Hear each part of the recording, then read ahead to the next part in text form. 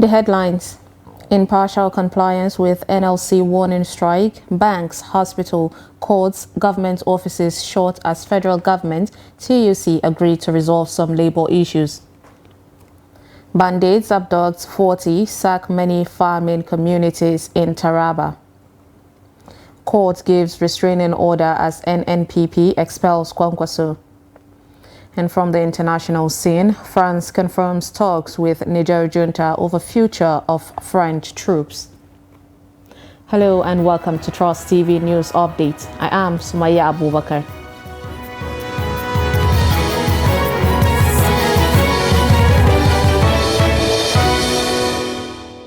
Thank you for joining us, and now the details.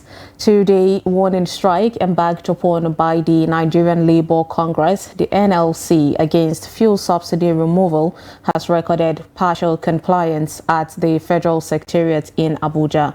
Noel Samson, who monitors the strike, reports. NLC President Joe Ajaero on September 1st had announced the two-day warning strike after the NLC NEC meeting. The union said the warning strike will be followed by a total shutdown after 21 days if the government failed to address the lingering subsidy removal. A visit to the federal government secretariat complex has in about 8 ministries revealed a partial compliance to the warning strike declared by the NLC. The environment that used to be a beehive of activities is rather quiet, with workers saying coming to their duties posts. 2 commercial banks located within the complex are also open for business, with customers coming to transact business. Most of civil servants who don't want to speak to camera said the two-day warning strike declared by the NLC took them unaware, hoping the unions will resolve their differences with the government. Noel Samson, Trust TV News, Abuja. As part of efforts to ensure compliance with the two-day warning strike declared by the Nigerian Labour Congress, the NLC, workers of the Nigeria Ports Authority, Warri, were on Tuesday prevented from entering the port premises. The two-day warning strike recorded compliance at the Nigerian Ports Authority, Warri, as scores of workers could not gain access to NPA with the directive of the Nigerian Labour Congress. At about 11 a.m., NLC officials were sighted at the gate of the Nigerian Port Authority, ensuring that workers were not allowed entry into the port in a peaceful atmosphere. Apart from the NLC officials, who were adorned in white polo shirts and fez caps, there was no placards or overt demonstration, even though there was palpable anxiety. The NPA workers refused to comment when asked if they were informed about the two-day warning strike by the NLC.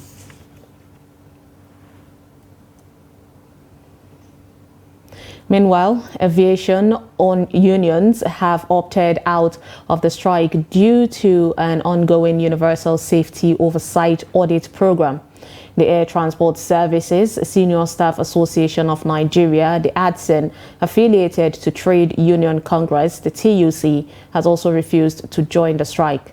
The Director General, Civil Aviation, Captain Musa Nuhu, has admonished all industry workers to stay off the two-day warning strike by the Nigerian Labour Congress to sustain the ongoing international safety oversight audit in the country.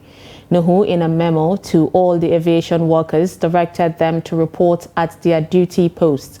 He stated that failure to comply with this directive will be taken as sabotage of the International Civil Aviation Organization, the ICAO audit. Earlier, we had Daily Trust Aviation reporter, and he gave us an update. The situation at the airport is not different from the situation in the state, in Lagos generally, because the strike is not being observed by a lot of organizations and offices and so on. And talking specifically about the airport, the aviation unions have made it categorically clear that they are not going to be part of the strike. And the flight operations are ongoing. Normally, there is no issue at all. People are going about their normal businesses and so on. The union said specifically was that there is an ongoing audit of the industry that is going on by the International Civil Aviation Organization. They call it ICAO Safety Oversight Audit, which is ongoing at the moment. So they say because of that, they will not be part of the strike. No, I don't think there was an issue of trade, because we spoke with we have, first of all, we have various unions in the industry. we have the Air Transport Services Senior Staff Association of Nigeria, which is affiliated to TUC, the Trade Union Congress. And you know, the Trade Union Congress is not part of this strike. It is only being observed by the NLC. So AFTRAN has come out with a statement yesterday that said, since the TUC, their affiliate, their sister organization is actually not going on strike, they will not be part of that strike. And apart from the AFTRAN, we also have ANAP, Association of Nigeria Aviation Professionals.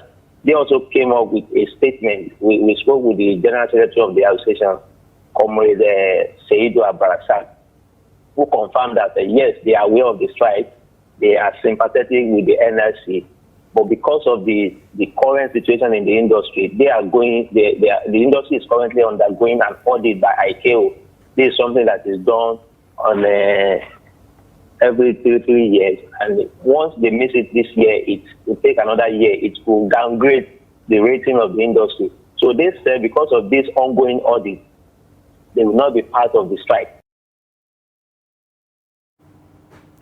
The federal government and Trade Union Congress of Nigeria, the TUC, have agreed to give government 2 weeks to address some of the grievances of the Congress.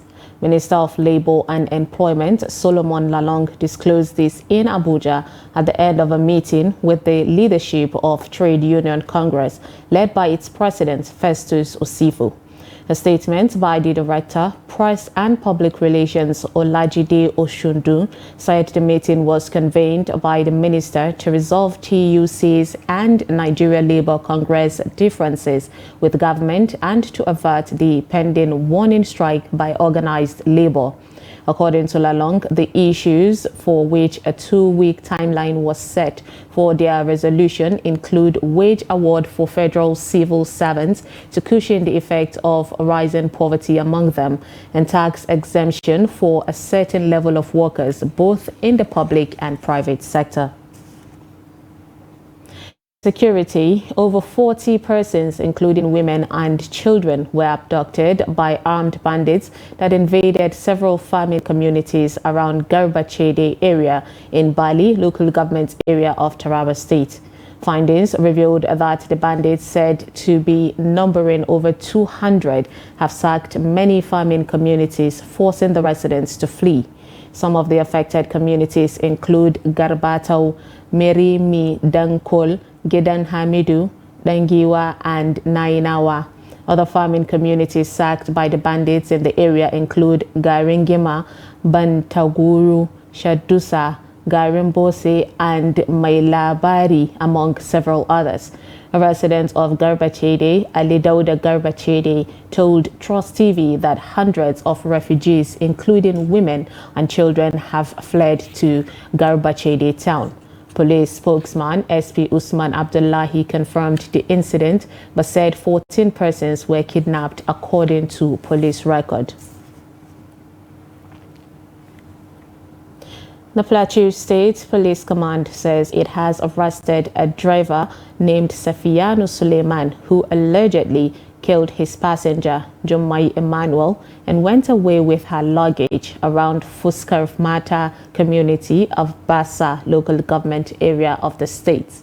The State Police Commissioner, Okoro Julius, while parading the suspects at the headquarters of the command on Monday, said the victim chartered the driver from Saminaka to Jos, but stopped along the way and killed her. Narrating how the incident occurred, the commissioner said while they were traveling along Fuska Mata Forest, the driver pretended that the car developed a mechanical fault, but when he noticed that the passenger was calling another driver, he violently hit the victim with a log of wood on the head, and she died on the spot. He further explained that the said Safiyanu Suleiman was traced and arrested by the DPO, Dengre Division, SPTM Nambol, while he was about to sell off the victim's good to one Sarajo Al-Hassan. They were both arrested and on interrogation confessed to the crime. He said exhibits recovered from the suspects include the vehicle and some luggage belonging to the deceased woman. Now, one road that is still dominated by acts of insecurity in Borno State is the road linking Maiduguri to Damboa. Now, this has negatively affected socio-economic activities of most towns in southern Borno, as dozens of travelers have been abducted by terrorists on the road. In this special report, Trust TV's Adamu Ngulde takes a look at the road, its present status, and its impact on the socio-economic life of the people and communities around it. The report. Mala Amadou, a commercial driver flying Damboa Askira to Maiduguri, is one of the few persons who have survived the terrorist attacks along the Maiduguri-Damboa road in Borno State, northeast Nigeria. For over 4 years, since the road was declared open after being closed for over 13 months, he transported passengers through that road. For all those years, he was lucky to not be a victim of any of the attacks that took place. We have already suffered enough. The conflict has already done enough damage to our wealth. Now that we are ready to bounce back, the least the government can do for us is to ensure a safe and conducive atmosphere to thrive. Since the Boko Haram insurgents began in 2009, Maiduguri-Damboa remains one of the most dangerous roads in Borno State, as terrorists usually ambush travelers, killing and kidnapping many. In November 2018, the 187-kilometer road was closed for 13 months by the Nigerian army to enable troops to contain attacks of the Boko Haram terrorist group. It was, however, reopened by the state governor, Babagana Umar Zulum, represented by his deputy, Umar Usman Kadafur.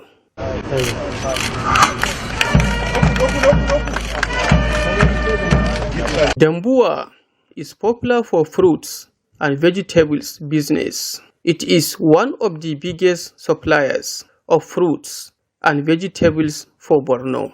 However, the lack of safe roads is killing businesses.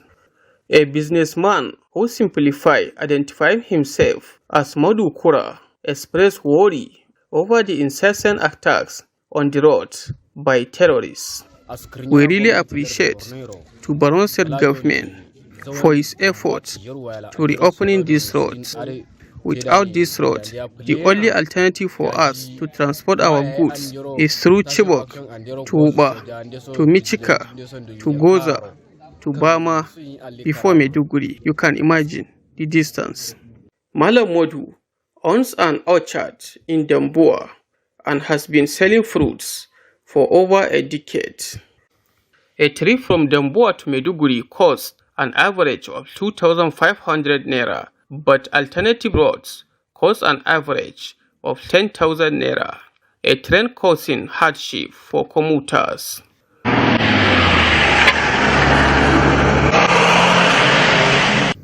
At the time of filing this report, over 20 trucks transporting goods to Maiduguri were stranded on the road as they awaited security operatives clearance. From Maiduguri, Adamu Ngulde, Trust TV News. In politics, Ekano High Court has voided the expulsion of the presidential candidate of the New Nigeria People's Party in the 2023 election, Rabiu Musa Kwankwaso, from the party. The court, presided by Justice Usman Malam Naabba on Monday, ruled in an ex parte order and set aside the purported suspension of Rabiu Kwankwaso as a member of the party and restrained the Independent National Electoral Commission from recognizing the purported suspension, pending the hearing and determination of the motion on notice. After hearing from the counsel to the applicant, YY Dan Suleiman, Justice Naabba stopped the respondents or their agents from issuing press releases or granting interviews as national officers, leaders and members of the applicants pending the hearing and determination of the case. The National Executive Committee of the New Nigeria People's Party, the NNPP, has expelled Senator Rabiu Kwankwaso following his alleged refusal to appear before the party's disciplinary committee. And meanwhile, the National and State House of Assembly Election Petition Tribunal sitting in Kano has dismissed the petition filed before it by Umar Abdullahi Ganduje against Tijani Abdelkader Jobe. Ganduje of the All Progressive Congress, the APC, is challenging the victory of Tijani Abdelkader Jobe of the New Nigeria People's Party, the NNPP, in Remin-Gado, Dawakin Tofa and Tofa Federal Constituency election conducted on 25th March 2023. The three-man panel of justices led by IP Chima dismissed the petition for lack of merit, saying the petitioner couldn't prove the case beyond reasonable doubt. The tribunal averred that the petitioner failed to present sufficient evidence to support the allegation during the conduct of the election. The judge thereafter awarded a fine of 200,000 naira against the petitioner to be paid to the respondents individually. You're watching News Update on Trust TV. Coming up, we'll take a look at how popular traditional sports is winning hearts of enthusiasts. This and more after the break. Stay with us.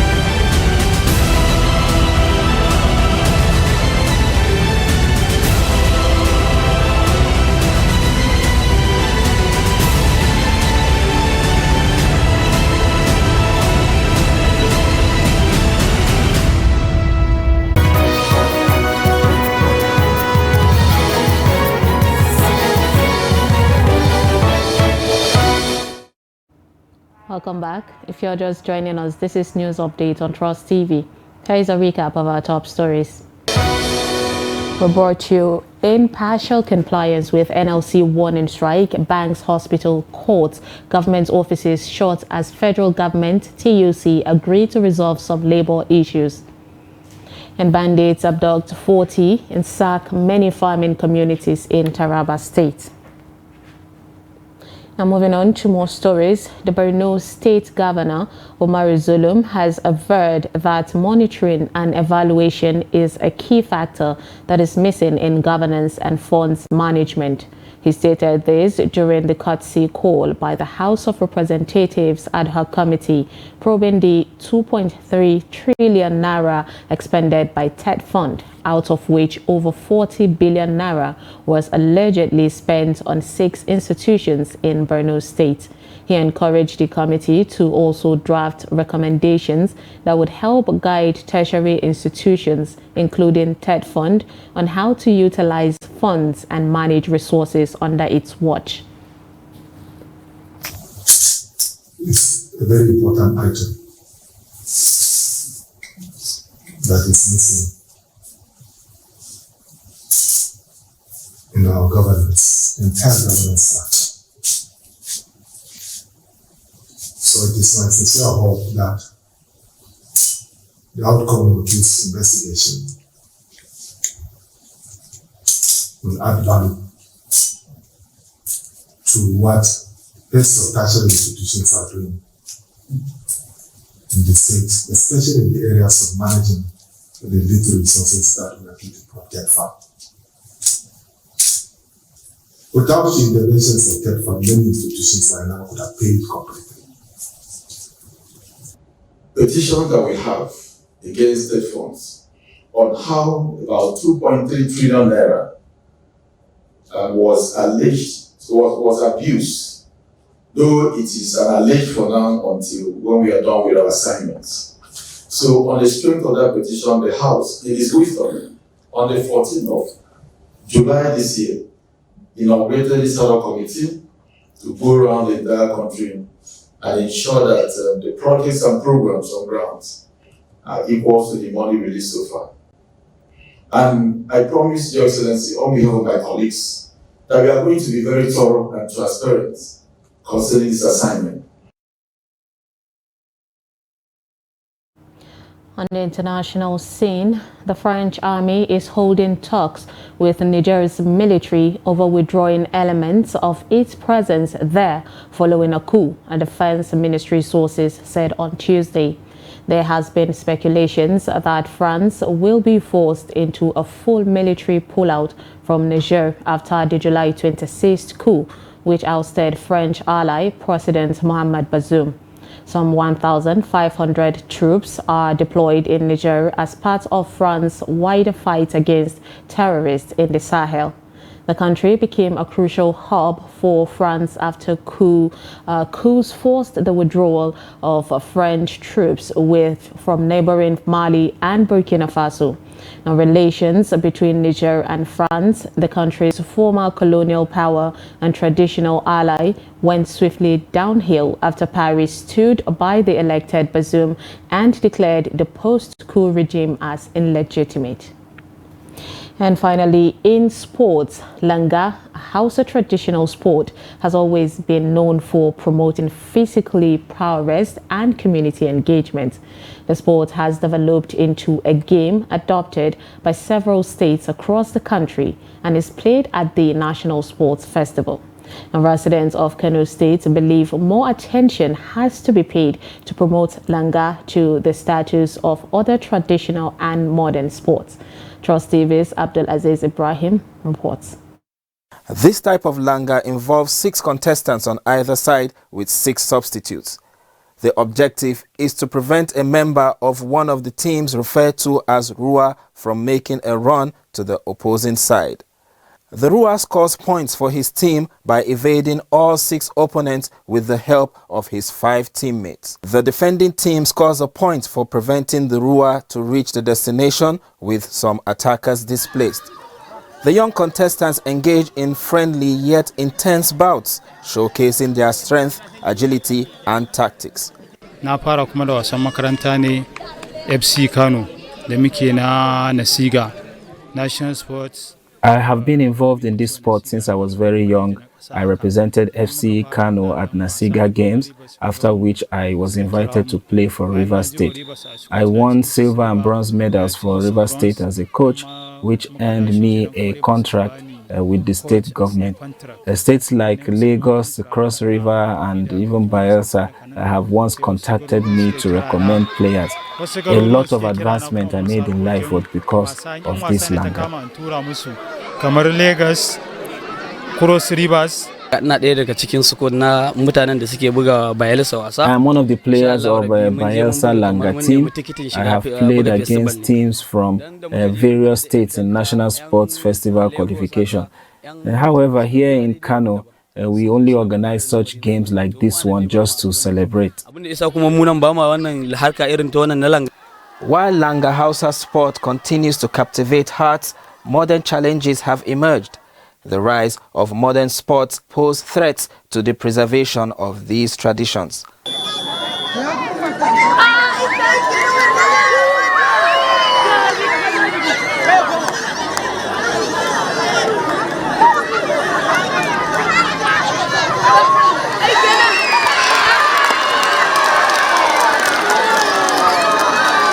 a Hausa muna da wasanni wanda ya kamata mu dabbaka shi kamar da There are some Hausa traditional sports which we are supposed to preserve.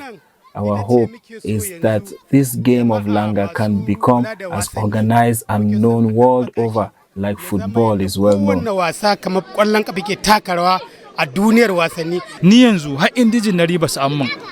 Ina da indijin na Rivers. We have inquired from the relevant authorities why Kano State does not have a langa team, but we have never gotten a tangible answer. Gaskiya ne dalilin shine na farko coach ba mu da coach wanda Yes, this is very true, and it is because we don't have a coach presently.